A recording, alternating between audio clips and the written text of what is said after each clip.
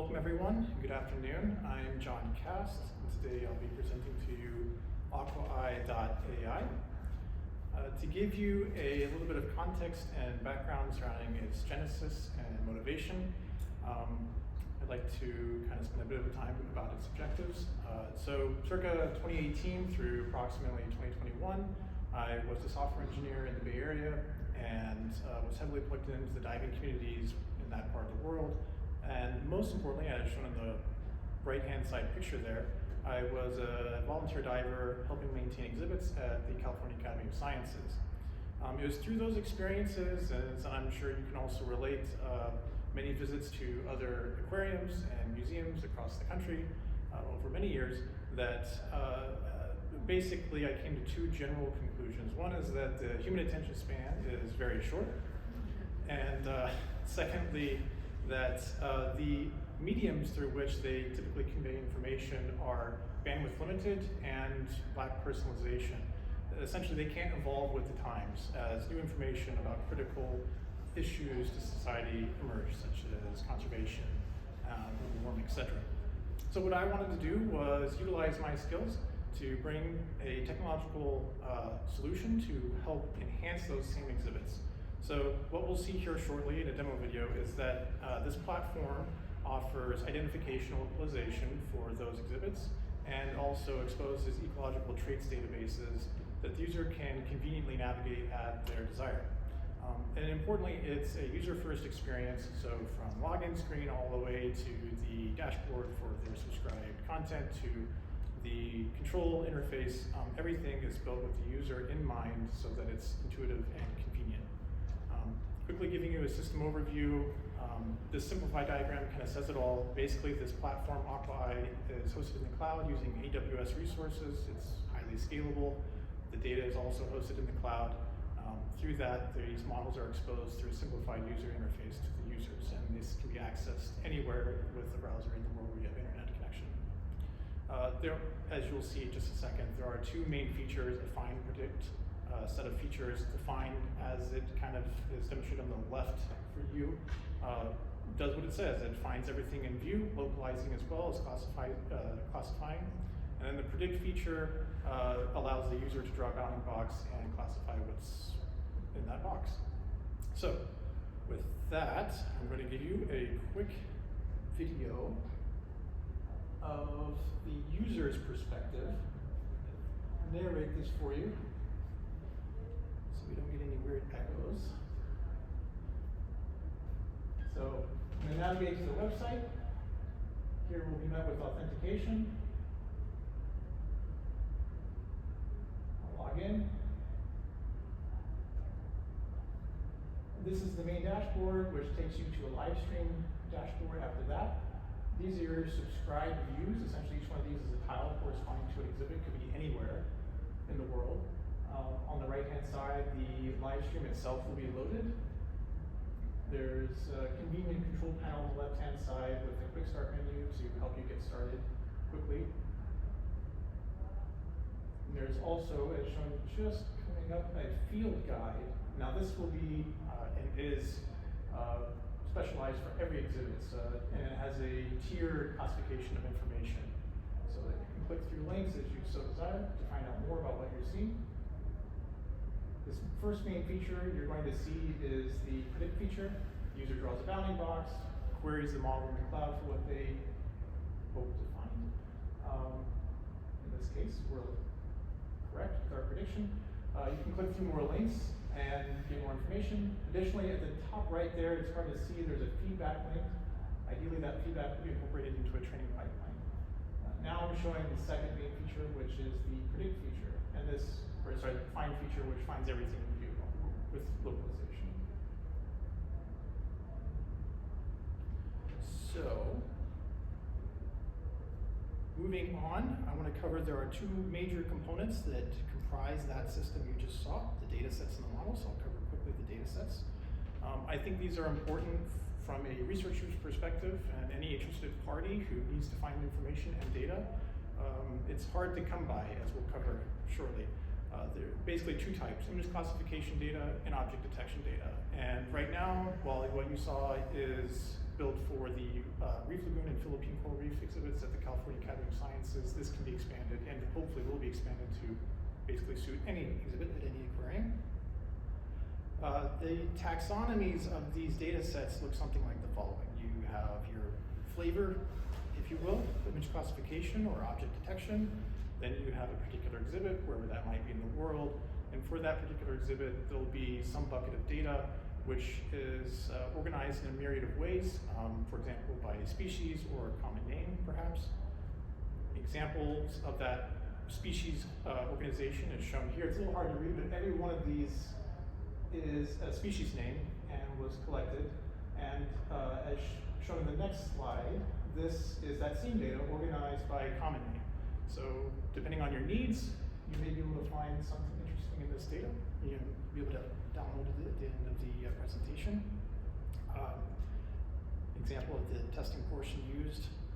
So quickly, before I cover the data pipeline itself, we utilize synthetic data to supplement the real world data that we could collect, because oftentimes Bing, Google, so forth, these internet searches just don't give you enough. And the live streams themselves are hard to annotate enough of. So what we would do is we would take empty backgrounds from those same live streams. We would hand annotate and crop out profiles of those fishes that might be represented in low densities in a long tail distribution, which means basically all the stuff on the right hand side of that graph. We would inflate their numbers in the data by basically programmatically and randomly generating new images with those profiles incorporated. Quickly covering the data pipeline generation process. So we would first seed with everything we could find on the web. Bing, Google APIs were used here to scrape everything. Then we would move forward to collecting data from the live streams themselves, process it with your standard methods, deduplication of those images, annotation, etc.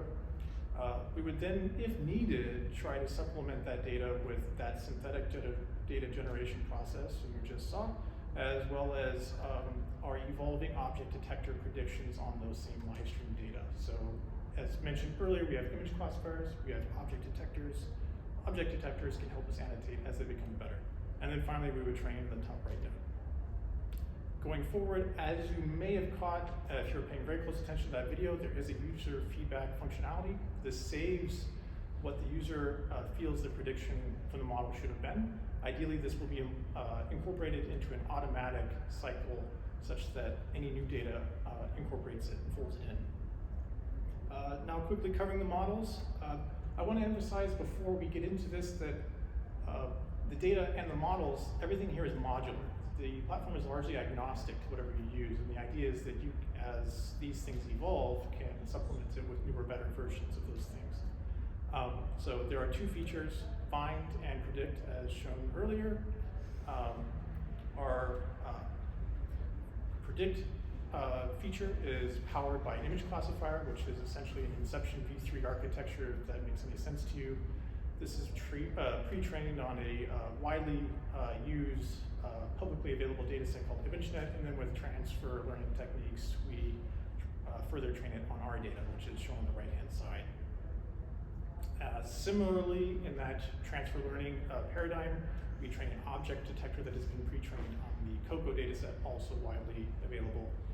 And that data is shown on the right-hand side. Both this and the previously shown image classifier were for the Reef Lagoon, which are the ones you saw in that demo video. So, kind of summarizing what we have discussed, in terms of the benefits, this platform has a large potential outreach for educational purposes. Basically, anyone in the world with internet connection and a browser, a modern browser, can utilize this platform. And this has become increasingly important in the days during and post-COVID-19, which basically shuttered the doors of all of the institutions, at least here in North America, for a significant period of time. Additionally, it's increasingly relevant because of, we've entered the age of Starlink, so to speak. And then, as mentioned earlier, it has the ability to evolve both with its underlying tooling as well as the needs of the exhibits and the information they need to convey. Instead of having to update a physical placard, now we can simply reload new software. Also going forward, in terms of the trajectories that it can take, it has many applications. For example, the research domain, probably most importantly, and especially from what I've heard from the rest of this conference, there is a very strong and growing need for annotation tools. And with some modification, this platform, as you saw, allows you to already annotate data essentially. With modification, it can be used to service that task as well. And with adoption into even just one, but hopefully many institutions, you are able to present this tool to many people, possibly hundreds of thousands of people over the course of a year, and generate quite a bit of crowdsourced data that way.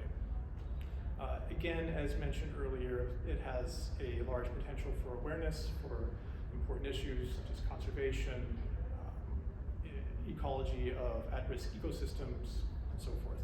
And then lastly, but certainly not least, I think there are many different studies which could be interesting to pursue with this. For example, in the human-computer interaction domain, it would be interesting to look at learning retention rates for these institutions, specifically for their exhibits. Understanding how people are absorbing that information could help them better structure it and disseminate that information for critical issues. And then secondly, in the domain of behavioral ecology, simply by virtue of having a camera in situ within these exhibits could give relevant information, proxy information for their real world counterparts. And by that I mean the specimens within the exhibit. So in closing, I'd like to thank you for taking the time to listen.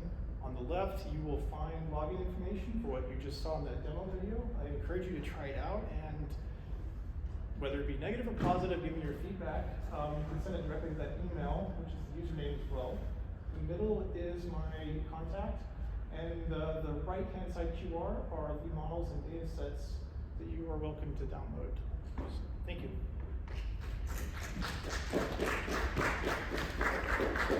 Any questions?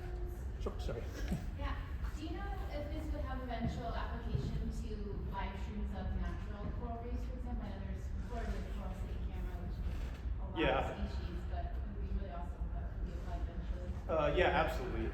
Basically, it's a positive feedback cycle. So the more exhibits you can support with this, the hope is the more real-world data or real-world situations you can support as well. So, for example, that Philippine coral reef exhibit you heard me mention is trying to represent the natural coral reef in the Philippines. You get enough data for that, and across a couple of institutions, you could support, like you just mentioned, a live stream in situ.